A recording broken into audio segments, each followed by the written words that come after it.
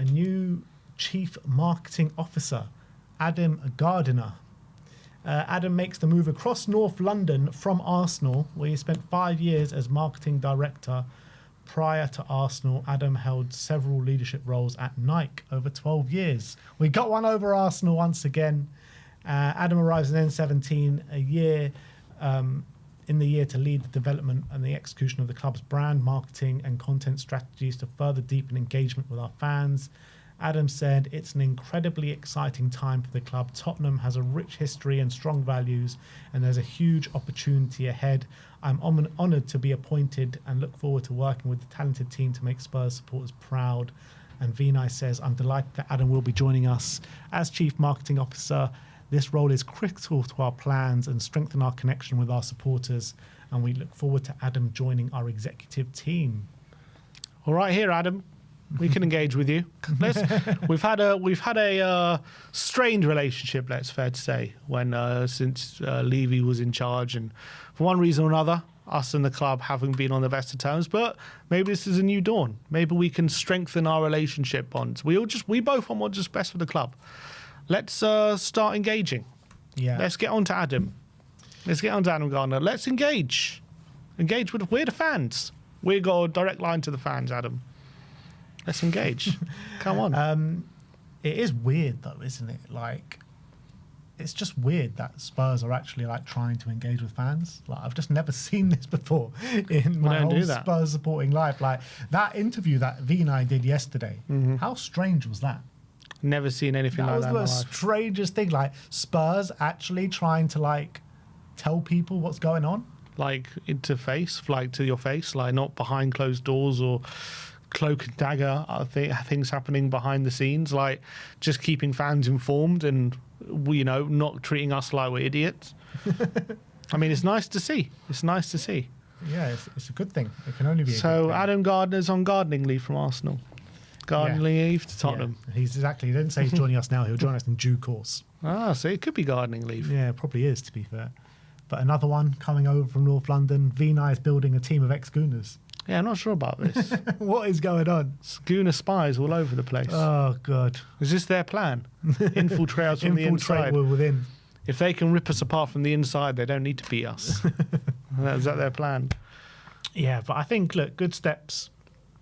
It's exciting time to be Tottenham. We know that Tottenham have had a massive PR problem. Marketing. I don't know if does he have PR? Is he doing PR? Well, he's marketing, so yeah. So I guess that should put into that remit. We have had horrible PR for a while around the club and what we do, and the engagement with the fans has been terrible. As I've said, we don't have much. We don't have any relationship with the club.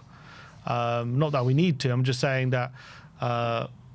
When we were doing Super League protests and stuff like that, obviously the club didn't like that at all. But I would like to have, be on better terms with the club, and maybe this could help that.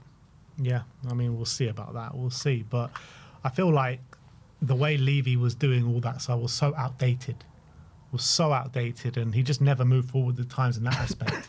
And it seems as though like Vinay is just trying bring us into the new generation, which is, been a long time coming. It was funny. What was the last thing Levy did was get a fan banned for life for a tweet. Yeah. Do you reckon that's just classically? Maybe. We'll see. I don't have to ask him, but yeah, look, I think Levy as well was very. I know Tottenham watch everything. Though that's what they're very aware of everything that's going on, and I feel like they're doing it in a.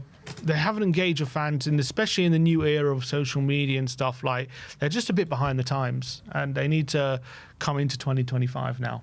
I think engage a lot more with a lot of fans, engage a lot more fans online and on social media, and a lot of these platforms. I think all better if we're stronger if we're all together. I think, yeah, and I think they kind of they don't like all this. Not us specifically, but a lot of they distance themselves from a lot of the creators and a lot of the fans. Like they want to very much control everything. We know Levy was very much a micromanager, a bit of a control. I guess control freak for want of a better term. He wanted control over everything, all the narratives and everything. Like I just think it's time to move on from that and try to engage with fans more where they are. I think.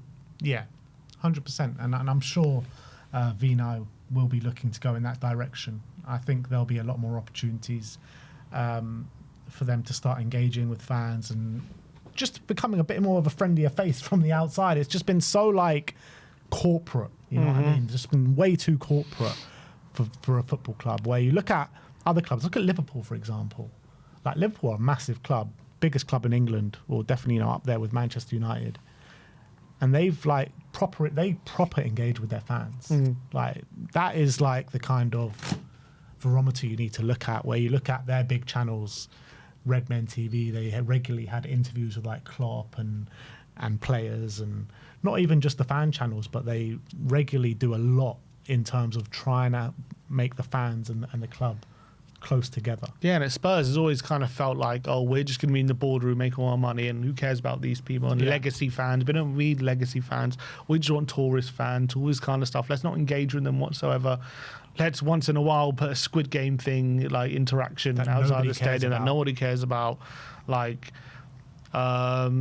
yes, there's been some initiatives recently that have been great, like the flags and tifos. But even then, like, who was it who put out a statement saying they just couldn't work with the club anymore because of lack of... That was before then, but yeah. Like, they did put out statements before saying they stopped working with the club because they wasn't getting anywhere. That was all before Vinay, though. I'm saying, yeah, but that happened. Like, that should all...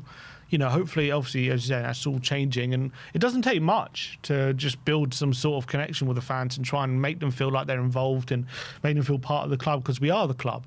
You know, if they turned out every week to no fans in the stands, then the footballs that we saw during lockdown, football's just a different product. Like, no one cares about it. Yeah. It's such an uninteresting product when no fans are there. Fans is what make the sport what it is and how special it is. The limbs, the scenes, and goals come in, all of that kind of stuff. That is what football's about. So I think Spurs have neglected that for far too long. And I think it doesn't take, as I say, it doesn't take much for Spurs to just make the fans feel they're like they belong here and like they're part of the club, and that's very important. Yeah, I agree wholeheartedly. In terms of Vinay, though, I'm not really sure how to feel about it, because you know a lot needs to be done and said. Forget that aspect of it, but he's essentially taken Levy's job now. Vinay, like how do we feel about that? I don't know. I mean, because if you're talking about the main gripes about Levy, a lot of it's negotiations, all these kind of things. I don't know Vinay. I don't know what Vinay is going to be like when it comes to that. I mean, it's just, I don't know what he was like at Arsenal. Was he negotiating when he was at Arsenal? I don't know. I thought he was mainly like a marketing guy at Arsenal. I don't know if he was like head honcho though. Maybe he was for like a little bit, but I don't know. I know he did a big job in terms of, you know, bridging that gap for the fans and the club, and he did a great job at that. But I don't know what else good he actually did there. I mean, what can we judge, depending on what we wanted Levy to improve on and what we want? Do we think Vinay can improve on those things, and what we basing on how we believe that? It's hard to really answer any of those questions. Obviously, the one thing we can answer is, what do we think Levy was doing wrong? And those are things we've observed over many years. How he ran the club, the lack of ability to push the team forward, the lack of concentration on the sporting side, not having it as a priority, not being a football man, not really knowing much about football and making footballing decisions with that lack of knowledge, only really having knowledge on the business side and stuff like that. Those are all things that we think Levy could have improved on and wasn't good at. Do we think Vinay can? I've got the feeling Vinay is more of a football person than Levy is, so that's a positive. But I don't know whether in negotiating, is he going to be as much of a hard negotiator as Levy? Is he going to also pull the tricks Levy was? I'd probably like to think in terms of, how Levy would have an agreement and go back to the table and piss a lot of people off. Hopefully Vinay can foster better relationships. But I mean, a part of me does feel like when you're negotiating, you don't want to be a good negotiator. You do want to be a tough negotiator. That's a positive that you're tough, but you don't want to be. But you also want to get the deal done, and that's the main thing. Yeah. So we don't want to be fleeced. Like, we don't want to be like Man United, where we come in from Harry Maguire and they're lesser at 80 million, and then we're like, no, and they're like, okay, well, I guess it's the end of the window, so we have to pay 80 million for him now, and then be like that, because that's the opposite end of the spectrum. You need to do things in a smart way. You have to do things in a smart way, but we'll see how he negotiates. I don't know.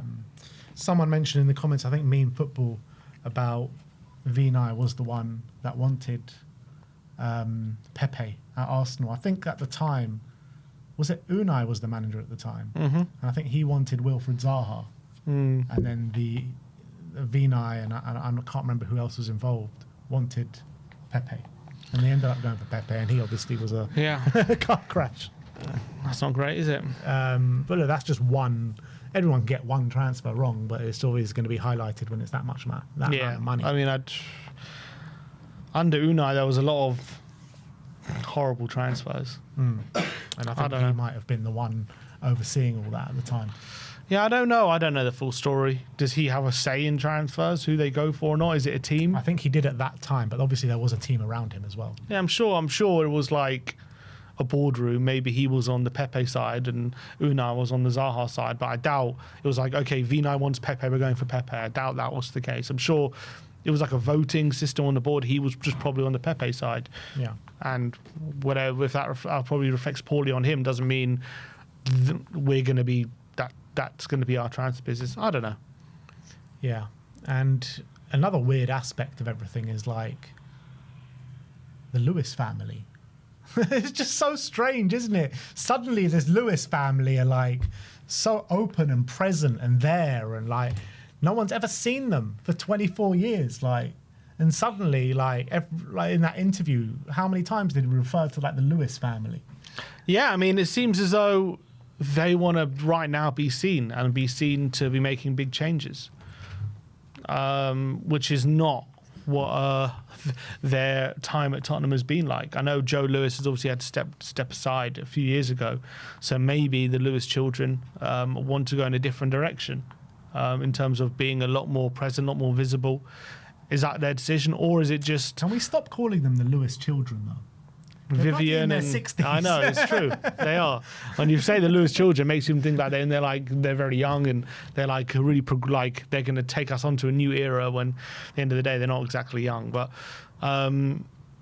maybe they want to change those things genuinely, and maybe that's what they're trying to do. Or is it a case of they ousted Levy and they want to get the fans on side for whatever's coming next, and to stop any kind of ENIC out talks, they're giving it all the talk and the PR, and they're coming forward saying, Levy's gone, but we're doing this, and we want sporting achievements and that kind of stuff. And is that why they're kind of talking right now a lot of publicly? Or, well, they're talking via proxies, I guess, because they're talking via Vina. We actually haven't heard directly from them, but I don't know why. You have to. I don't know. It's hard to say exactly why that's the case. Yeah. What's your gut telling you? Like, what is their intention? Is their intention to do as they say and back this club with money, take us, onto good sporting achievements and much better on the sporting merit level, or is their intention just to sell up? I think my gut's telling me they want to sell. Yeah, me too. Look, everyone. Can there be a world where their intentions is both? Look, I think everyone wants both. Of course, whether your intention is set up or not doesn't mean they don't want to win things. I'm sure they do. Everyone does. It just helps the club. It helps the profile. It helps get money in. So, of course, you want to try and do things to be successful. But whether they're going to push the boat out any more than we were, I don't know. Yeah. I'm sure Levy did. It wasn't a priority, but I'm sure he did want to win things. Yeah. Everyone does. So... them saying that's not necessarily a lie, but them saying it's going to be a priority. Them taking the position saying basically it's going to be a priority, and that's why they sacked Levy. I don't know about that. Like, did they sack Levy because of the sporting merits, or did they sack Levy because he was an obstacle to a sale? Yeah, we don't know. I don't know. I just feel like they sacked Levy because he was an obstacle for a sale. That's what I feel. Mm-hmm. But look, time will tell. Time will tell. And I think a true barometer or a true kind of knowing where they're at is the next couple of transfer windows. That's when we're going to really know. I don't know what the full story is, but I'm pretty confident that what they're saying is not the full story. Yeah. That's all I'm pretty confident in saying. Like, I don't think Levy was just ousted because they want better sporting achievement. I don't think that's the full story. Whether it's whether it's because he was an obstacle for a sale or whether it's because there's some other reason I don't know about, that's happened behind the scenes, there's something else going on, I don't know. I find it very, very hard to believe they ousted him because we want better sporting achievement and that's the full story, end of, full stop. I just don't believe that. It's got to be he was an obstacle for a sale. Like, I can't think of anything else. I don't know, but he was making them so much money. There's a lot of reasons it could be. I don't know off the top of my head, but there's a lot of ulterior motives that could be behind the scenes about reasons why they maybe wanted to get rid of him. I don't know what it is for sure. I mean, the most likely one is what you're saying, but I don't really know. Time will tell. Time will tell. And the next couple of transfer windows are going to be massive. In terms of knowing what their true intentions are.